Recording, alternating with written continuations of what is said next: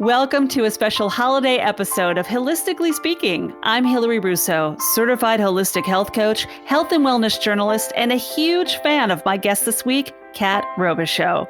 If her name sounds familiar, that should come as no surprise. She has fronted bands, you've seen her on The Voice, and now she's rocking it out her own way with her popular variety show, Misfit Cabaret.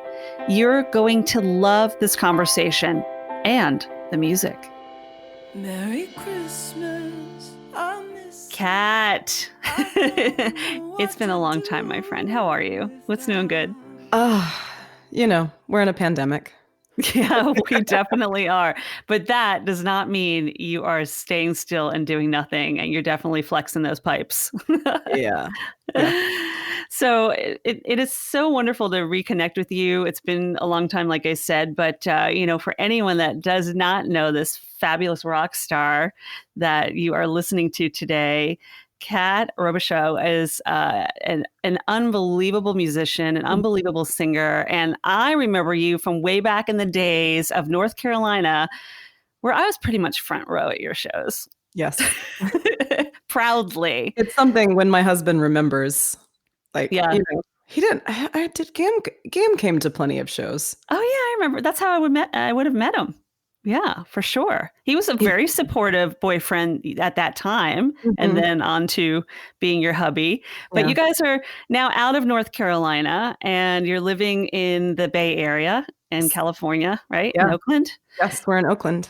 And that's a big, lots has really happened in the last 15 plus years. So yeah, so I'm holding space for you to share more about your journey. Going back to the days of when we first met, and I think you were still working in graphic design at the time and embarking on this new journey as really doing what you want to do, which is singing. Yeah, it's funny because my parents paid for me to go and get my degree in graphic design. But the only reason I ended up in that is because, I wanted to major in theater. And I remember meeting the dean of the theater department at UNCG, and him saying to my mom and I, if you can imagine yourself doing anything else, do it. Because this is such a hard profession. And me being, I don't even know, 16, 17, I was like, okay, I guess I won't. And so ended up, going to school for graphic design because I was also an artist, and I really loved to draw and paint. And that was the degree. That was the art degree you can make a living off of. My parents being very practical people. So I got my degree, but my senior year of college, I joined this band that was originally called Sugar, which is a terrible idea because there was already a band called Sugar. And then we changed it to the design. But I only had, I didn't actually ever have a job in graphic design. I interned at a design firm in Raleigh for maybe 6 months. And then the design took off. We were doing shows from Wednesday to Saturday every single week, pretty much for 7 years. And so, I quit. And I remember they were like, don't worry about your 2 weeks, just go. Because I was 22 and obviously didn't give a crap about graphic design anymore because I was in a band for the very first time. And that's all I cared about. How long were you in the design? I think it was 7 years. 7 years in total. That's including Sugar. I believe me, I counted. I imagine you did. I know. It was 7 years.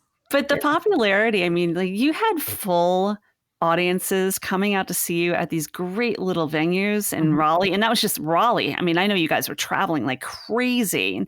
And for a young, just out of college, that early 20s stage, I mean, you're pretty much a rock star, It was really exciting at first. It was my first attempt in the music industry, and for the most part, it was a really great experience and a great learning lesson. Yeah. I learned a lot in that band. I probably shouldn't have stayed in it for as long as I did. I think 3 or 4 years. I Mm. think that would have been enough, and then I should have moved on. But I was really scared to go out on my own. I didn't think I could do it. I obviously very much could, but I was really terrified to leave the band, which is why I stayed in it for so long. I mean, when we're young too, and we're impressionable, Mhm. um, there are things that kind of hold us back from moving forward. I think we talked about this when we were chatting the other day, that imposter syndrome too, not feeling Yes. like we are fully, why are we doing this? Who says I can be the next rock star? Or who says I can be the next journalist or therapist or whatnot? It's doubting ourselves. Yeah. Yeah. I had a I had a lot of self-doubt. I still have Yeah. a lot of self-doubt. You We're know, human.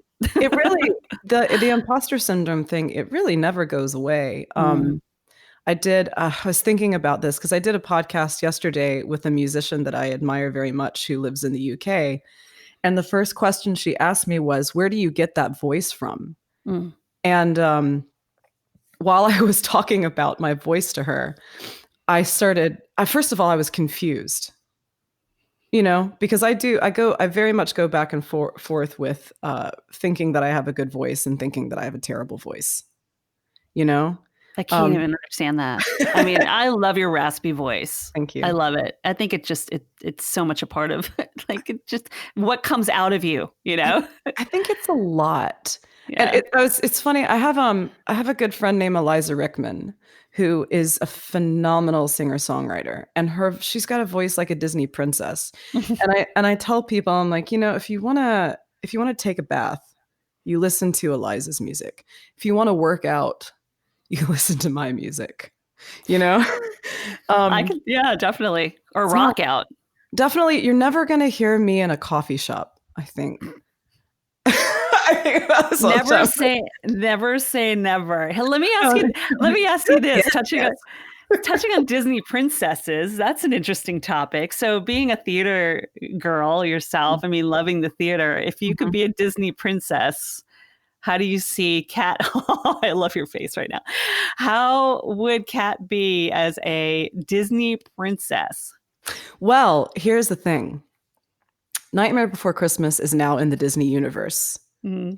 It always has been. Disney paid for the film, but then when it came out, they're like, this is really not Disney. We're going to pass this off to Touchstone." And then 10 years later, they're like, oh, people really love this film and we can make a lot of money on merchandising. We want it back. We want it back. Anyway, so Sally is a Disney princess now, and that is who I would compare myself to. Oh, let's put that out into the universe, please. That Yeah. would be awesome. I mean, it's time to shake things up in the Disney princess world, Yes. don't you think? Yes. Oh, and That's great. technically, Frankenfurter is a Disney princess as well because Disney bought Fox. Oh, I didn't even know that. Mhm. I spend too much time on the internet. That's Where else are we going right now? yeah, seriously. Speaking of, I mean, now that you're out there in California and you have created this amazing show, the Misfit Cabaret, Mhm, which is completely different from the rock star that you were with Sugar and the design, and we haven't even touched mhm, on The Voice. mhm. Um, what do you find yourself falling into who you truly are now? Is this Yes. Cat? Yes, Yeah. because I really love rock and roll. Mm, I grew up listening to Bowie and Queen and Manson. I really love, like, the glam rock, which mm, plays into theatrics a lot anyway. And then my dad raised me on Broadway musicals. And so it really is the best of both worlds because not only do I get to write music and sing in the show, but I also get to write the script. I get to act. I get to book people and just create this world that it's very creatively fulfilling, mm, and I yeah. really love it. I do miss, every now and then, because all of my efforts are in Misfit Cabaret right now. I very rarely go out and just play shows with my band separately because Misfit Cabaret is super involved. We do 4 giant shows in San Francisco every year, as well as 4 giant shows in Seattle. And now we've broken into LA and we're doing like 2 to 3 shows in LA every year. And each show takes months to ramp up to. Um, so I really don't have time to do anything else. And it's not worth it to me to show up to a dive bar and play with my full band and get paid $50. Mm. I'm just not doing that. I'm 37.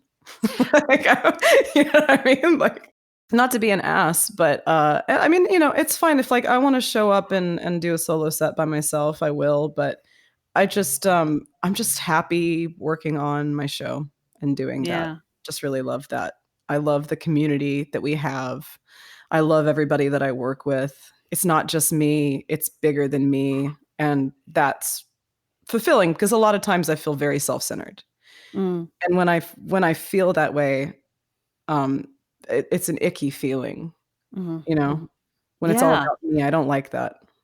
Well, you're getting to be really creative in this process. I mean, from everything you've learned from being in a band from the time you were in college, 2 bands, to going on to The Voice, which I want to touch on real quick, and then I definitely want to talk about Misfit Cabaret. But all of the things that you learned in your growth process over the last, what are we talking, 15 plus years? Mhm. You listen and you learn and you develop these skills. And when there's no work, you create it, right? Yes. Yeah. So, what did you learn from your time on The Voice? So that was like 2013, right? Mhm. Yes. How was that experience then when you first found out you got on the show? It was incredible when I found out I got on the show. The design had broken up. I had gone back to work at Sushi Blues, which I worked at in college. I forgot about that. Yeah, I worked at Sushi Blues in college, and I love it so. I love everybody there so much. Kui is the owner, and he and I are very good friends still to this day. And it's actually like where I got started singing because Kui would let me get my shift off early so I could go and play with the blues, sing with the blues bands that were hanging out in the bar, Mhm. and yeah, so it's kind of became a family. And so when the design broke up, I was taking graphic design just freelance jobs. Mhm. But I was just like, let me just work the lunch shift at Sushi Blues and yeah. And I think when you said like what was it like when you found out you were going to be on The Voice? I'm pretty sure I was in the Sushi Blues parking lot checking checking my emails on my phone after a shift and going, "Oh, holy shit. They're going to fly me to LA. This is happening. What?" Um it was a bizarre time. It was really cool. Very very stressful. Yeah. Um you have a hard time thinking straight because you're in this bubble. All of a sudden, 15 million people are watching you, and you're not necessarily making the most sound decisions Mhm. because you have all these people trying to help you and tell you what to do. And also like I had just come from being in a band for 7 years where the sound system was not always so great. And so I'm like screaming into Mhm. a microphone right up on my mouth so I can hear myself and had learned very bad habits. Mhm. And so then you get thrown into a bunch of voice lessons where they're teaching you how to properly sing. And you're learning this, you're learning a better way to sing while you're on live television in front of Mhm. millions of people. And I go back and listen to my voice recordings, and to me, it sounds like somebody who's very, very much not sure of herself and Mhm. not sure of a voice at the time. And also, like, I had just left a band that had played like hundreds of cover songs. And so I didn't want to do those songs anymore because I'd been doing it for 7 years. And I kind of regret that because those songs would have been great to do on The Voice. Mhm. But I was just so tired of them. Like, Yeah. I can't sing this song anymore. I don't want to do it anymore. And so I think I made some really poor choices on The Voice as far as song selection. And I don't know. I mean, if I could go back and do it again, of course, I would do things differently because, I know everything now. Right, at 37. I'm a sage. No, honestly, Right. I wouldn't even bother because I'm too old to be on that show for anybody to care about me. No, Oh, you could be a seriously. judge. I could be a judge, yeah. Get to the level where you're like, I got it now. So what was your audition song for The Voice? And how did that go? Hmm. Did you travel there? Or? Yeah, well, I had an industry audition, Oh. which means that I didn't stand in line. It wasn't like a cattle call with thousands of people. I had a private audition. I showed up at a specific time. I go in. It's just me. I sing in front of these people. There's a camera because they're going to show this video to executive producers back in Mhm. LA. I think I said this was in Atlanta. And anyway, I went in there. They had told me to prepare with like top 40s that were current. And I Mhm. was like, yeah, I can do that. But like, there's nothing really on the radio right now that really shows off my voice. There just Mhm. isn't. I mean, at the time. And so I think I had prepared Grace Potter's Ooh La Paris. Ooh la la la la la. And I went in there and they're like, "What are you going to sing today?" And I told them, they're like, "Oh God, like 20 other people have already sang that song today." I was like, "Okay, well, I can do Queen." And they're like, "You can do Queen?" I was like, "Yeah."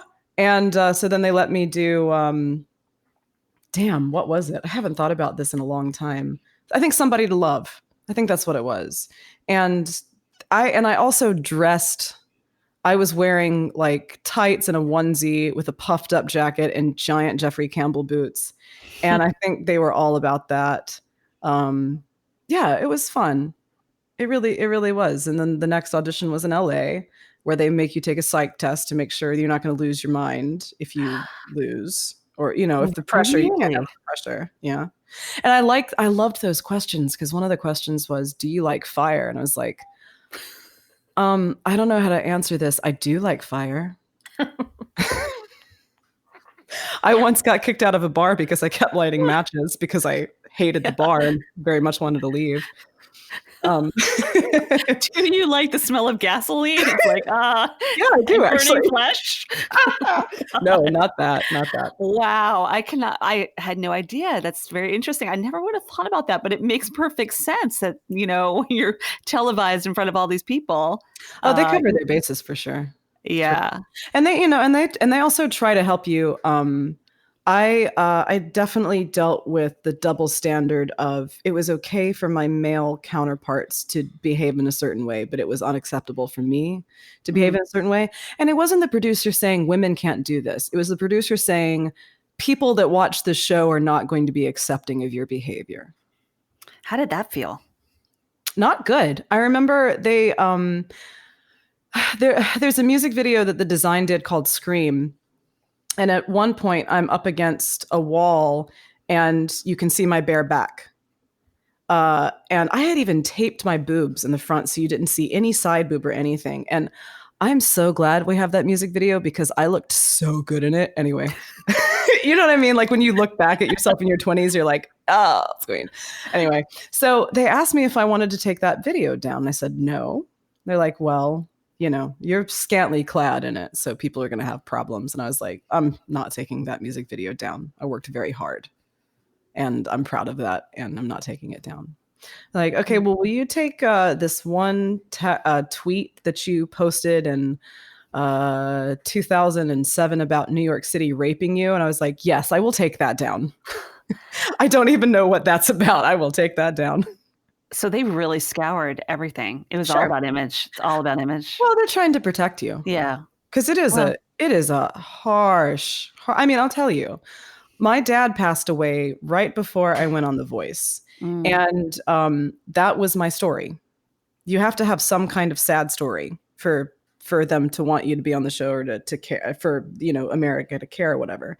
And I knew what I was getting myself into. I was never upset about how I was treated or whatever. I knew I know it's a show and I know it needs to be entertaining. So that never upset me.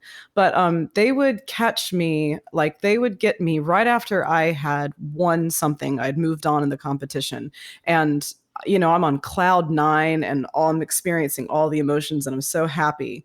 And in that instance, they would ask me, what would your dad think right now? And immediately you would just start crying because you're like, whoa, you could feel the crash. And then, as soon as they did it, they would apologize and say, we're so sorry. We had to ask you that. But then on the flip side, you'd have people online commenting and saying, oh, I'm so tired of her crying about her dead dad. And it's just, and those are the people that the voice producers are trying to protect you from. Because if you're not used to that, if you've never experienced that, the anonymity, that the people that hide behind their computers and just say horrible things, it does take a while for you to realize it's really not about you. It has nothing to do with you. Happy people don't post mean shit online. They just don't. They don't. It's always people that are miserable, that are going through their own shit, and for whatever reason, it makes them feel better to try and drag you down to where they are. And so I really, usually if I get a negative comment online, I just laugh at it because usually it's just ridiculous. It's funny. It's funny, Yeah. Do you think that did you realize that then, or you're saying that now looking back at that? Did you realize it in the time? I was upset at the time because I was angry that I couldn't do and say the things that my male counterparts could say. That really irritated me. That I needed to be. Also, like that, some people online thought I was cocky because of how I dressed and how I held myself. But it's just like, well, it's confidence, but it's also, this is how I want to dress. And this is what feels good to me. And trust me, I'm not cocky. I'm constantly wondering why I'm here on the show. Like I look around at everybody that I'm competing with and I'm just confused as to why I'm here, So it was never that. But no, it really did. It bugged me. And then when I was eliminated, I was irritated that because, and this has nothing to do with her, she absolutely deserved to be there and she's a very sweet person. But Caroline Pennell, who was on my team that advanced on my team and I didn't, I was really irritated because it was the same thing of, oh, she's so docile and she's so sweet and she's so easy to digest. Whereas I'm like this fucking chainsaw sometimes. And you really have to be in the mood to listen to me. You know what I mean? So anyway, but I wrote a song about it. It was the apple pie and the knife. And it wasn't, it was funny. It wasn't men. It was all women. And I just don't understand, like, why women get so catty and defensive against other women. Like, I know this is 7 years ago, and I think we've done a lot in leaps and bounds of like sticking together and sticking up for one another and not dragging each other down on the internet. I think a lot of that's happened in the past few years. But yeah, but overall, I mean, I hate to say anything negative about the show because I really did have a positive experience. And I think that even though it is this vehicle, it's this large, people love to bring down any kind of corporation. Anytime you get a certain level of success, people love to start tearing it down. So the show is a beast. But all of the people that work on it are human beings with hearts and they're trying to do the right thing, and sometimes you just can't, it's like people were like, I think, because I know a few people, some people have said after I've been off the show, man, the Voice really should do more for their contestants once they're off the show. They really don't do enough. And I'm like, do you know how many people have been on the show at this point? It's insane. It's hundreds and hundreds of people.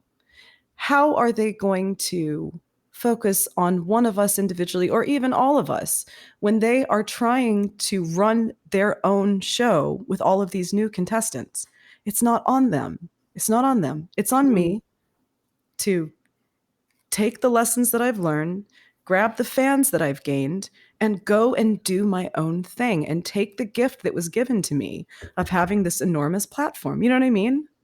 I think it's amazing that you have that mindset because I am sure there are people that had expectations. And that's really what it comes down to, Kat. It's expectations that we have when we are in something or involved in something and backed by something, and then suddenly we're not anymore.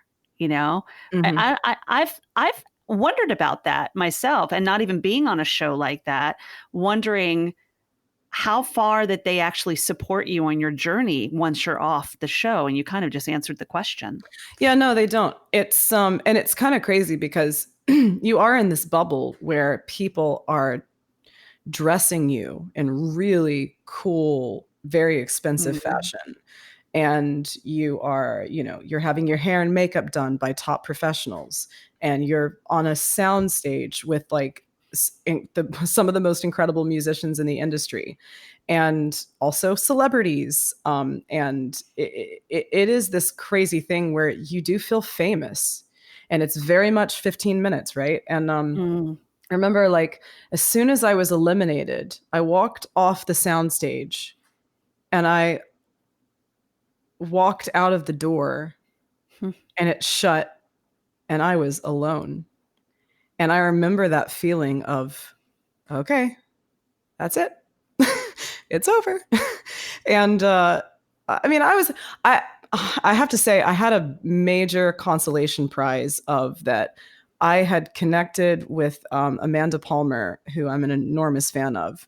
She and I had connected because I kept telling people that she was an influence of mine, and so our fans connected each other.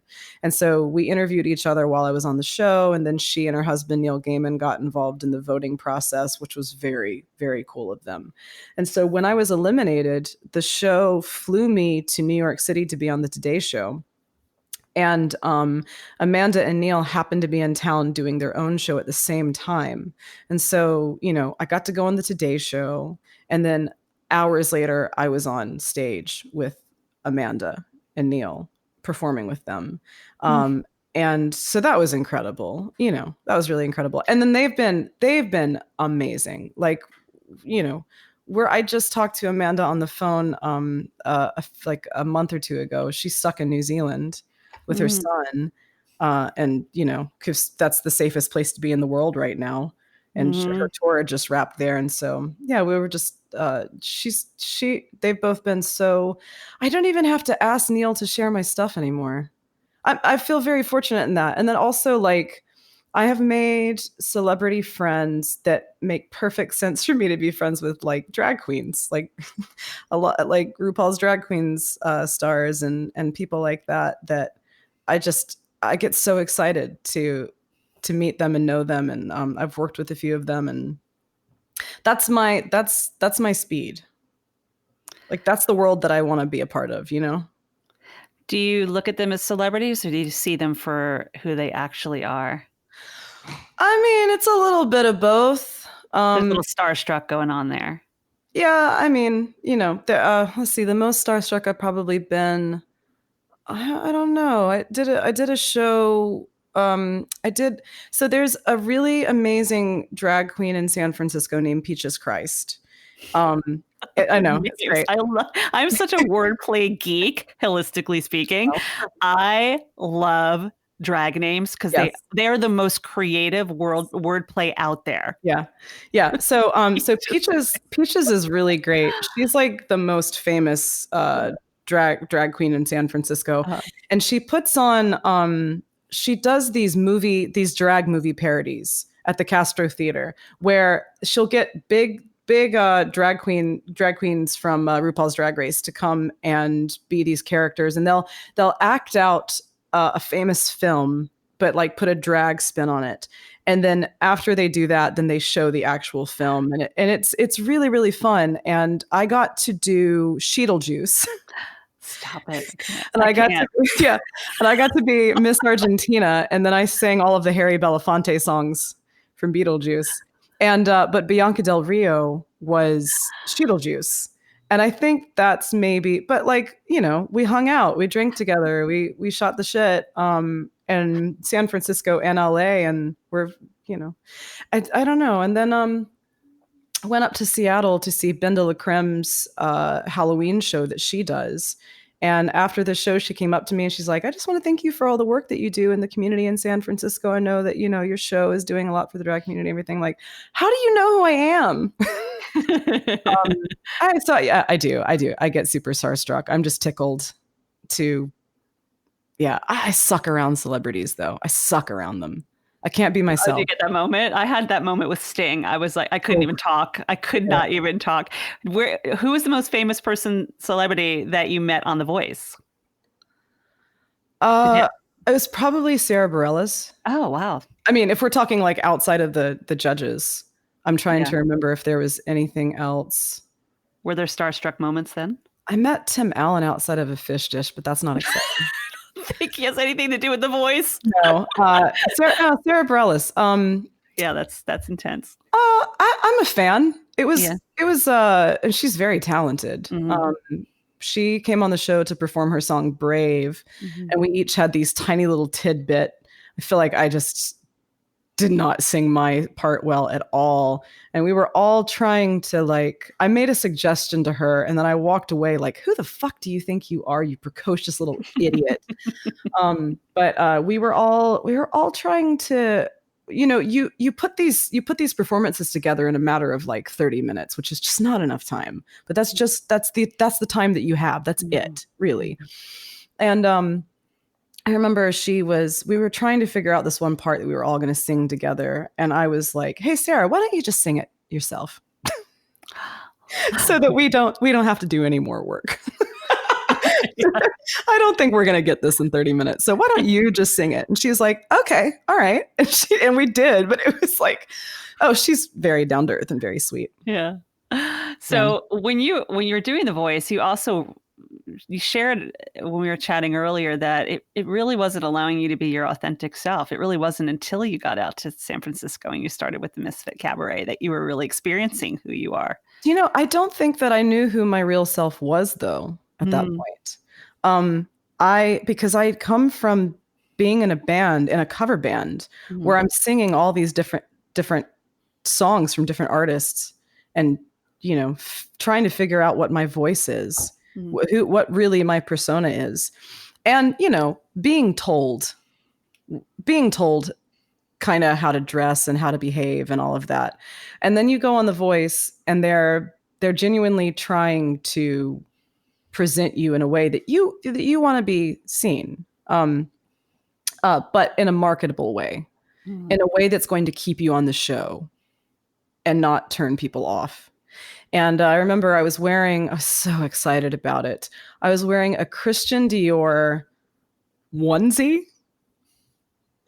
basically underwear with a corset attached. And I had, oh my God, it was so great. And I had these knee-high leather boots on, and I had my hair teased really big, this huge bouffant. I looked like it was mohawk. It was so cool. And I got up on the stage to rehearse, and then we got a call from the producer saying, she looks like she's wearing underwear. You cannot put her on, this is a family show. You cannot put her on national, it's just going to be too much. All of the moms tuning in are going to be pissed.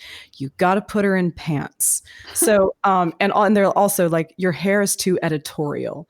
So it went from me wearing Christian Dior, looking like Madonna would wear something at the VMAs, right? To wearing basically black Spanx pants and a black leather jacket to cover everything up. And then very long, straight extensions, which you can see if you go back and watch my performance of You Ought to Know. The first thing I do is I flip my head to one side and all of the hair goes in my face and I start panicking. But I did the performance and ended up on the ground, and it was good. I think that was my best performance, but I really did not do a good job of picking my songs. That's the one thing that I really would change. That and not talking ever on stage. Oh, what? Nothing good comes out of this mouth. I think I managed to offend the gays and the Christians in one breath at one point, and I'll never get over that. It's not what I intended. It just came out very wrong. Hmm. I didn't care about the Christians. I just didn't want to offend the gays.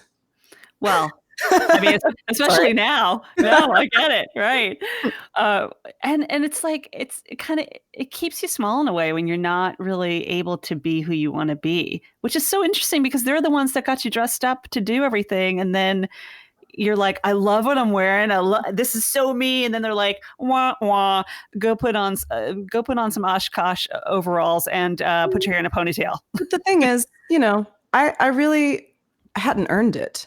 Yeah, yeah, It's not like I'm Lady Gaga. Yeah, like I'm a yeah, contestant on a reality show. yeah. I have not earned it at all. Um, Nor did I think that I had.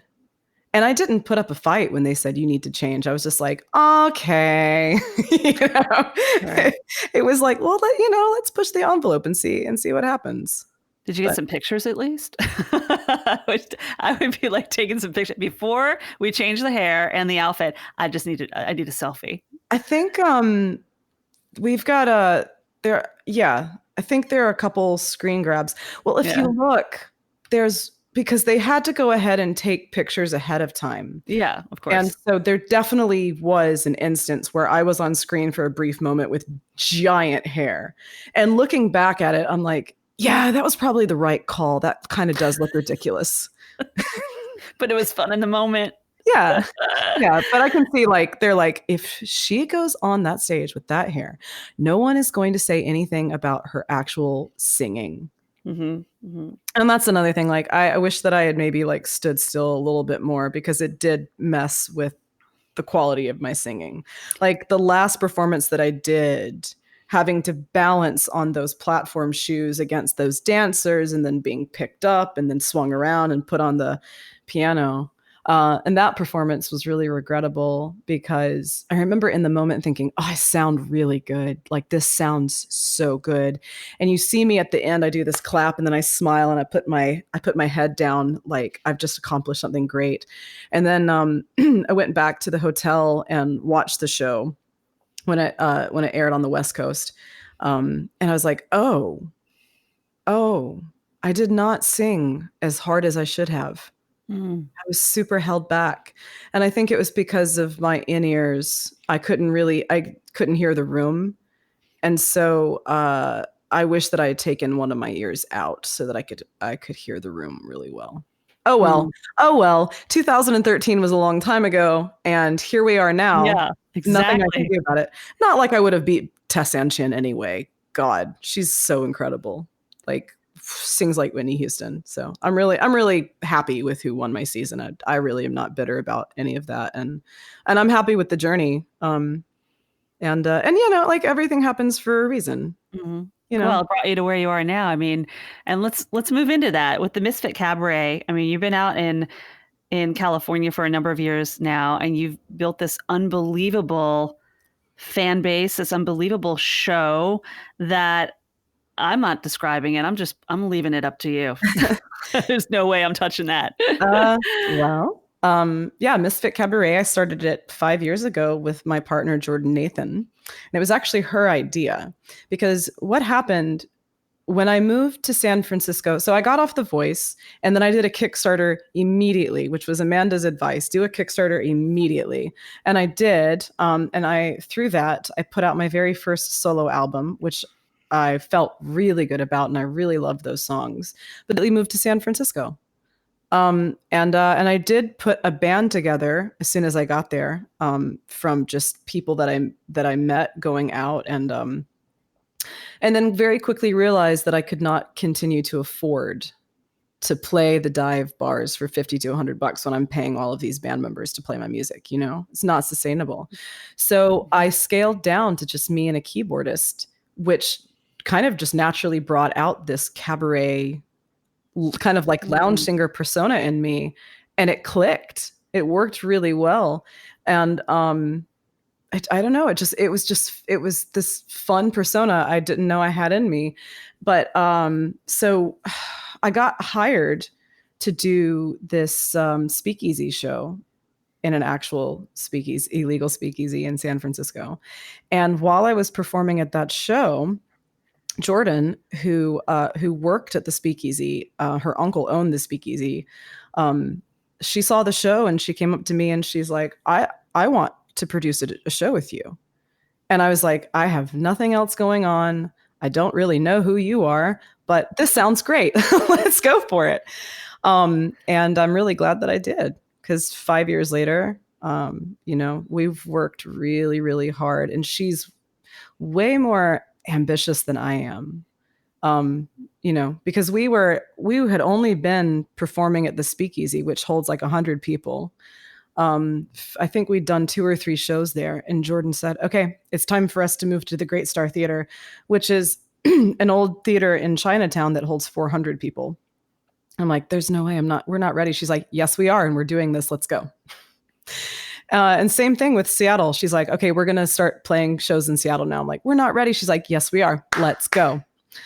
And then I was like, we should totally start playing LA, because that's how we're going to start getting some major names to start paying attention to us. And so that's been good. And the very last show that we did before the pandemic was in LA. And it was so fun and wonderful. It was a wonderful send-off to having to start just canceling shows right and left because we're in a pandemic. Yeah, I know you've said that a couple of times. Is that what's going on here? We're in a pandemic. So how does a singer, a musician, somebody who is creating content and in the world of music, making it work during this time in this pandemic? Well, right before the pandemic hit, I did a Kickstarter for a Christmas album, which I was supposed to record in March, but we were very much in lockdown. So we had to wait, I think, until the end of May to record that. And we just, the thing is, it's nice, like technology is so advanced now that a lot of times you can just record remotely, and like preamps make it possible to record bass from anywhere. Drums are tricky. To get live drums, you have to have a room that sounds good. You have to mic the drums, sound good. That takes a lot of technical expertise. And then recording vocals. But I mean, basically what we did was just everybody recorded their parts one at a time. And everybody that was there wore masks. And that's all there is to it. With LA, I really wanted to work with my buddy Mark McKee, who lives in LA, and we wanted to use the specific studio in LA. So I got Brendan, who's my keyboardist, RJ, who's my drummer, and I drove down separately, and then we rented this room, or we rented this recording studio, and it's a very big studio, so we were able to distance each other from like at least 6 feet or more. Everybody had masks on the entire time, bottles of Purell everywhere. And that's just what we did. And one at a time. And you're just very careful about it. And then as far as like Misfit Cabaret is concerned, the first, I think 4 or 5 months, we did a live stream show where Jordan and I just got on with Brendan. Brendan said, I've never missed a single Misfit Cabaret and I don't intend to do it now. So me and Jordan and Brendan got on, did like a Zoom chat where we just shared a bunch of, because we film every single show, and we just shared videos from the past 5 years. And then we had guests on, and we did that. And then Jordan, who does not have her own musical career, got very bored, and also way more of a go-getter than I am, said, all right, Misfit Cabaret is going to film a movie. And we're going to do a Kickstarter to raise the money for it. And we're going to film a movie, and we're going to film each performer one at a time in various iconic locations around the Bay Area. And we're going to do this. Let's go. I'm like, all right. So we did. I think we raised almost 200% of our goal, because our community here is just incredible. And we've shot some really amazing artists. And Misfit Cabaret probably should explain what it is. It's is a musical variety show Mhm. that is, it's basically like kind of a framed narrative. It's a musical within a variety show, or variety show within a musical. And I write all the original music for it. And we also do a bunch of covers. And we have the kind of variety is burlesque, drag, puppets, aerial, guest musicians, circus performers. We've even had a suspension artist at one of our Halloween shows, which is insane. That was probably pushing it a little bit, but it was gorgeous. Yeah, it's like Cirque du Soleil meets Tim Burton, right? So listen, before we go any further, I imagine we have definitely piqued some curiosity about Misfit Cabaret and you, Kat. And with the holidays coming up, this is a good time to share your music. So this is a treat, a first here on Hilistically Speaking, with a song from your new Christmas album, which, by the way, my friends, thanks to Kat, I'm giving away some signed copies through my Instagram. So make sure you're following me at Hilary Russo for details on that giveaway. But first, Kat Robichaud performing one of her originals, Cheer Up It's Christmas, with who else? Her darling Misfits. There's lots of carols being sung with frost-tipped noses. The cold air gives us lots of good excuses to snuggle even tighter, to stay a little longer in a warm embrace. And all your loved ones gather round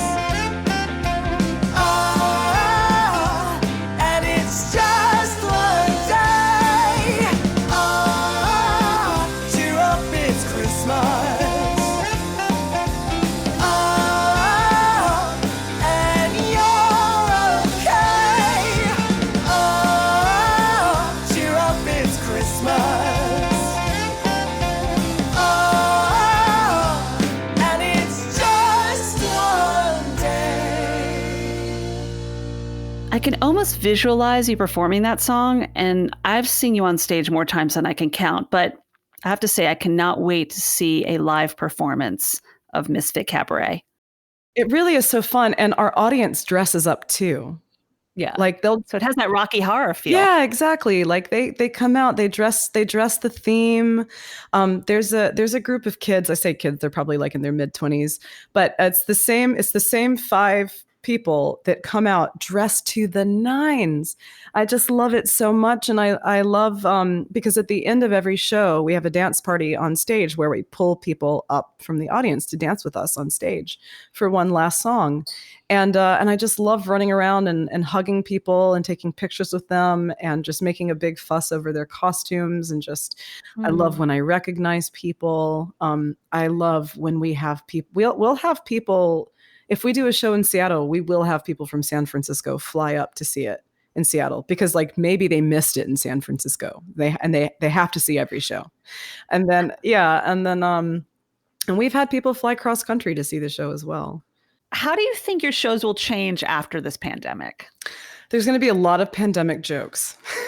Yeah, I can imagine there will be. I'm probably because my right hand man is Brendan. He's the MD and he's our keyboardist, and he and I have a lot of dialogue. Like we have a really cool relationship within the Misfit Cabaret world, and I'm probably going to just like jump up on his shoulders and just hang out there like a monkey for the first show. Like, I missed you.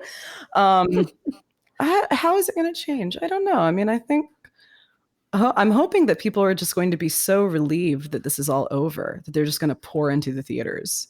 What do you think the takeaway is for your audience, your fans? What do you want them to get from Misfit Cabaret? Because you said you have kids that come, you have parents that bring their kids. You do have some nudity in some of your shows, which you stress that you do tell people that's if they ask, you're honest. Yeah. But you have such a variety. It's such a variety show, and so colorful. What is the takeaway you want people to have? I want adults to feel like children again. You know what I mean? And Totally. I want people to feel included. I want them to feel like they were a part of something special. That's what I want. I'm not going to cry right now. I feel that. Yeah. I felt like an outsider for most of my life. And when I moved to the Bay Area, I think I experienced a level of acceptance that I'd never felt before, ever. And I think, I mean, that's what I say in the song, the theme song for Misfit Cabaret. We're all from oppressive towns. They call us lost, but here we found a place where we can be ourselves, whatever that may be. How would you sing that? Could you sing that a cappella? We're all from oppressive towns. They call us lost, but here we found a place where we can be ourselves, whatever that may be. And if you want to, we can do whatever you want to, just as long as you can pay the rent. Fuck. That's a joke because like rent is stupid expensive in San Francisco. So yeah. So you do have this unbelievable New Year's Eve show coming out, live stream. Talk about that. Yeah. Well, there's a really great venue called DNA Lounge that is really an institution in San Francisco. Misfit Cabaret's never done a show there because it's not quite right for us for like an actual like physical people being there live show. And it's like at New Year's Eve, kind of like a 70s vibe, since a lot of the pop songs that have come out this year are very 70s disco influenced. So I just thought that was the obvious thing to do. So I've got this giant sequined kimono that I'll be wearing that my friend Dallas Coulter made. And yeah, I think it's going to be really beautiful. And we've got Jet Noir, who's a phenomenal burlesque performer, as well as John Benet Butterbuns, which is also a phenomenal. His name's rock. I know. John Benet is so funny. She's a bodybuilder. She's an aerialist and a contortionist and a burlesque performer. We got her for burlesque for this particular one. Christine Lee, who's doing aerial. We have Honey Mahogany singing, who was a contestant on RuPaul's Drag Race. she's phenomenal. She's an activist with San Francisco and still does a lot of drag. And then who else? Who am I leaving out? Polly Amberos is the other drag performer that we have that's also really phenomenal. Yeah, it's gonna be a great show. And then Brendan will sing a song.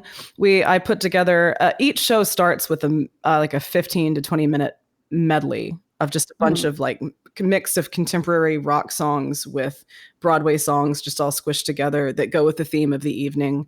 And then we'll perform some originals, and then I'm going to end with a Regina Spektor song. Ooh, yeah. Do you know My Dear Acquaintance, the New Year's Eve song that she wrote? My dear acquaintance, it's so good to know you. It's this really pretty waltz. I love waltzes. Yeah. I like writing waltzes. It's funny. I sometimes feel like you're from a different era. I am. It's too bad. What era? I say that all the time. I'm like, I am so meant for a different era sometimes, like I see myself in a different era. What's your era? I think I would have done better in either the 70s or the 80s. Somewhere probably like late 70s, early 80s. That's when I was born. I was born in 83. I really love music and movies from that time. And I do feel now that like the music that I write, I'm not trying to be current. I did write a song. It was like, I'm going to write a Billie Eilish song. And I did it. It's like, okay, whatever. But yeah, I don't know. I'm writing this weird music that's really not mainstream, that if you go on TikTok, it's like my music doesn't sound like any of this shit that people are dancing to, I don't know. I don't understand people. I'm really an introvert at heart. I like what I like. I'm not interested in what other people like. That's been my problem from day one. You're never going to get me to write a song about dancing in a club. It's always going to be, okay, let's go dance in a dive bar that only plays Bowie. I think that's what you march to a different drummer. Yeah, for sure. But that's what makes you so Kat, and that's what makes you so unbelievably amazing, which I'm so excited for listeners to hear the music, for those who are going to get to take home the CD, and just hopefully for the first time, it'll open some doors for people who will embark on the Misfit Cabaret. And who knows what happens? They could say, hey, we heard you on the podcast, or we saw you on that show, or just, social media is an amazing way for people to connect. Yeah. It's funny. So I did, so I'm getting high. I was supposed to go home for Christmas, but canceled my ticket because just decided it was really not a good idea. And instead took a ton of private holiday gigs. And I got hired to sing a Bowie song and then one of my Christmas songs for a reporter in San Francisco.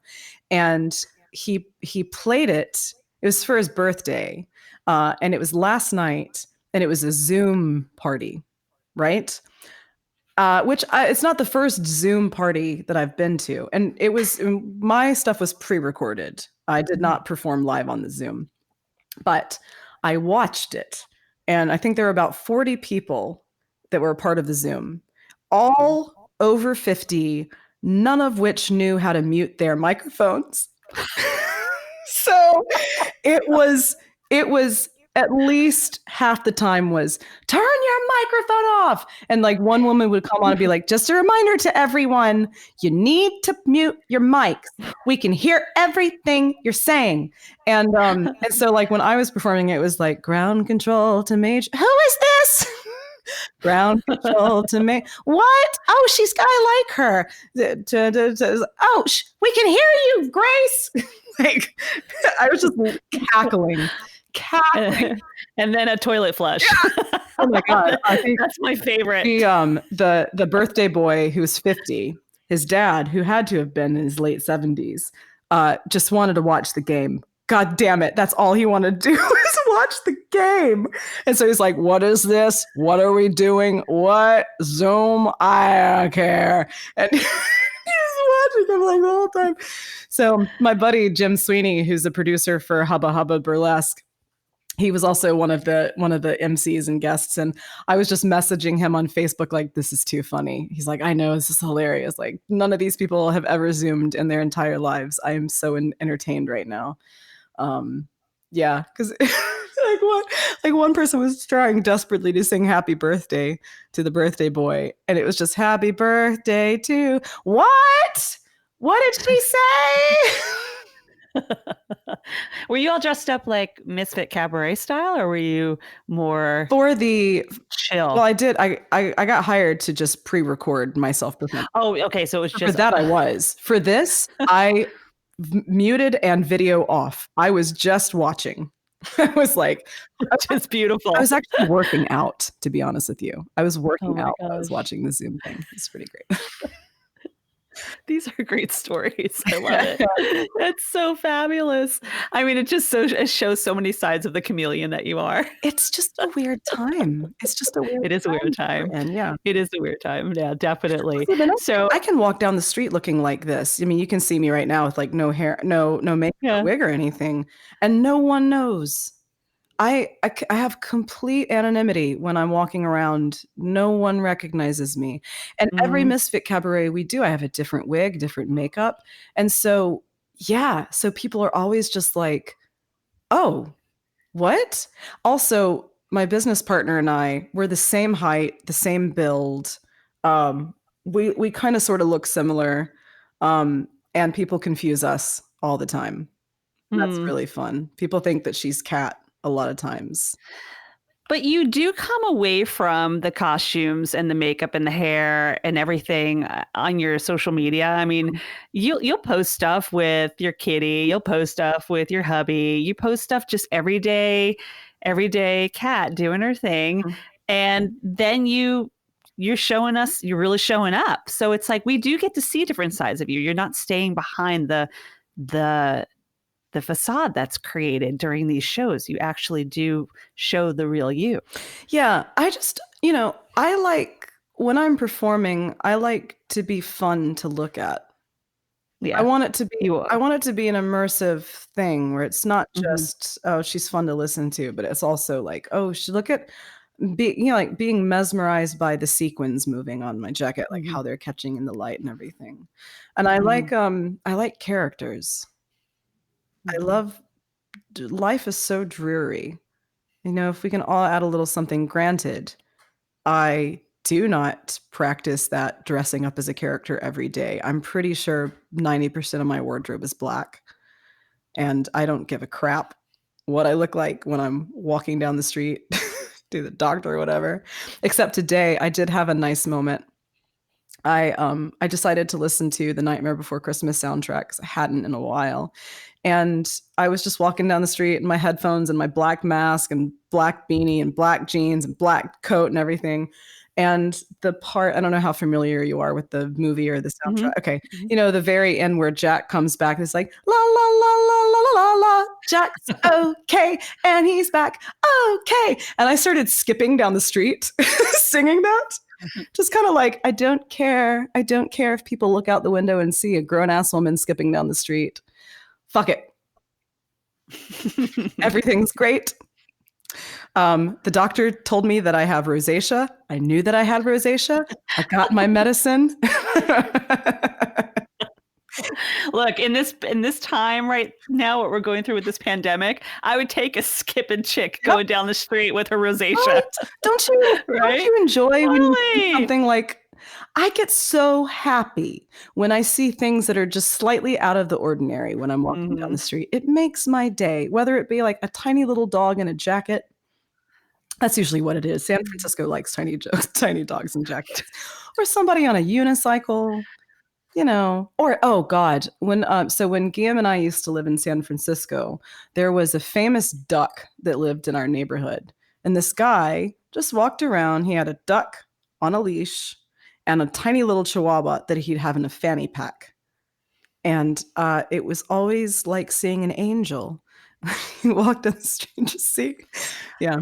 Anyway. I have a feeling that takes us back to the childish enthusiasm that we so long for in our lives. Those little moments of joy that when we were kids, it was just so easy to find the joy in the little things. Yeah. And I say that a lot with my clients, and I just actually shared something on my social media about this, about the pleasant distractions that we need to continuously keep in our pocket. Yes. The songs that we sing, the creative visualization that we find and take ourselves to, the laughter of a child, whatever it is, like keep those little things in your pocket because we need those little moments of childish enthusiasm, Yes. you know? I think that's why TikTok is so popular. Yeah, I know. I'm kind of getting pulled into it. God. I've been resisting. Just let it happen. Let it just Okay. watch over you. I know, my students were saying that. You just need a timer.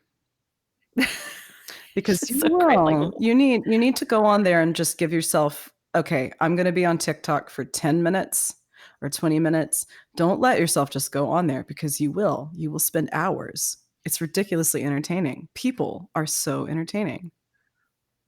That's the good thing. And we're being silly. Yeah. And nobody gives 0 Fs about it. You know? Yeah. Oh my gosh, that's great. All right, so I want to do a little fun thing with you real quick. Okay. Speaking of childish enthusiasm, I love to do this rapid fire with my guests. Like boom, boom, quick. Got it. Quick thinking, girl. Sure. Quick thinking. Oh, no. You ready to go? Yeah. Yes. Yes. Great. I'm excited. You're too much. You're too much. All right, here we go. Bowie. Cat.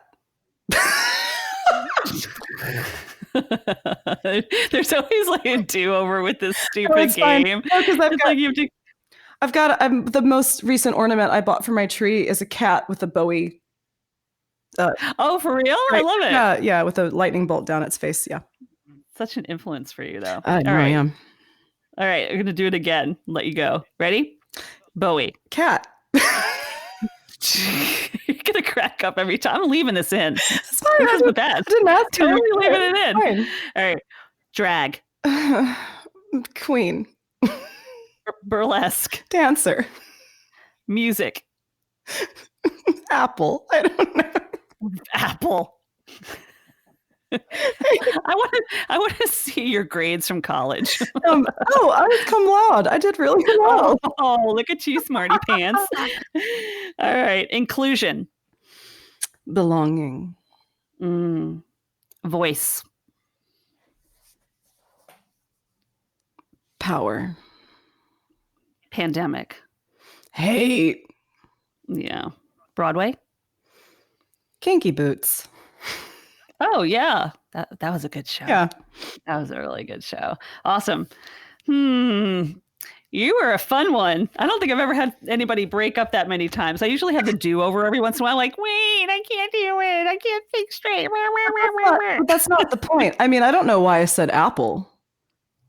Because you said apple. I said apple. Yeah. You said apple because you said apple. It's fine. No judgment. No. Yeah. It's all good. Apples are important. I'm not sure how they associate with the word that I use, but hey. What was the word that you used? I don't even remember. I don't remember which one it was. Was it music? Was it music? Did you really associate music with apple? Well, I should have said something like freeing, dream. No, you said apple. Because you said apple. We're sticking with it. Because music is nonsensical anyway. That it is, my friend. That it is. So on that note, I would love to leave our listeners with some cat wisdom. Oh, no. What would you say to listeners if they are, you know what? What would you say to listeners? I'm not even going to preface it with anything. What do you want to leave with listeners? If you find something that you really love, then do it. Find a way to do it. Because there is no real security in anything in this world. Nothing is ever guaranteed. And we only get one life. And you really need to find a way to do something that makes you happy, not just because it's a secure thing to do, because it might not be. Amen to that. Totally. What I do is really hard, but it's also so rewarding, and I really love it so much. And I'm lucky. I'm so lucky that I get to do it. You know? So I don't take that for granted at all. We're lucky we get to hear it and see it. Yeah. Thank you. Kat, it's been such a pleasure having you and seeing you and just being able to reconnect with you. And one day I'm going to get out there, or who knows, you might come here. You might be East Coasting it once this is over, but I don't know. We are. No, we're working on that. That's the plan. It'll happen. It's the radar effect, you know? You start. I mean, You'll we've have already them. started like spreading out on the West Coast, and we're gonna bounce to the East Coast. Yes, Hilary, it was really nice talking to you. You can find out more about Kat Robichaud and the Misfit Cabaret on the podcast page at hilaryrusso.com. A link to her music and the shows is all there. And make sure you head over to my Instagram at Hilary Russo for details on a chance to win Kat's album, A Darling Misfit Christmas. HIListically Speaking is produced by Alan Seals, with music on this very special episode by Kat Robichaud. Connection is everything, and it's why I'm here, because of you. Until next time, enjoy the music, be kind to your mind, and don't forget to laugh.